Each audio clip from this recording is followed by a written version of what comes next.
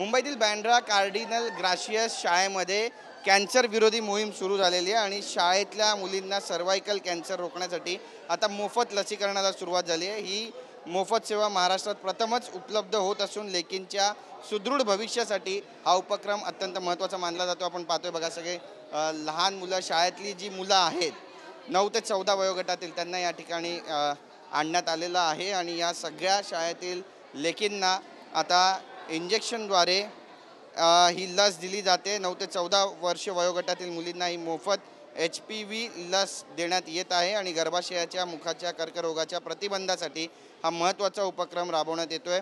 Lions क्लबचे doctor Shri Dhanashree Desai आणि doctor Suhas Desai यांच्या विद्यमानाने तसेच पल्लवी सरमळकर यांच्या सहकार्यानं या लसीकरणाला सुरुवात झालेली आहे। आपण पाहतो या ठिकाणी सर्व ज्या मुली आहेत शाळेतल्या, विविध शाळेतल्या, मग त्या महानगर शाळेतल्या असू द्या किंवा खाजगी शाळेतल्या असू द्या, सगळ्यांना इथे बोलवण्यात आलेलं आहे आणि आता त्यांना गर्भाशयाच्या कॅन्सरपासून प्रतिबंधात्मक लस दिली जाते। हा एक महत्त्वाचा उपक्रम मुंबईच्या लेकींसाठी मानला जातोय। कॅमेरा पर्सन किशोर भोवरसह गिरीश गायकवाड, TV9 मराठी, मुंबई।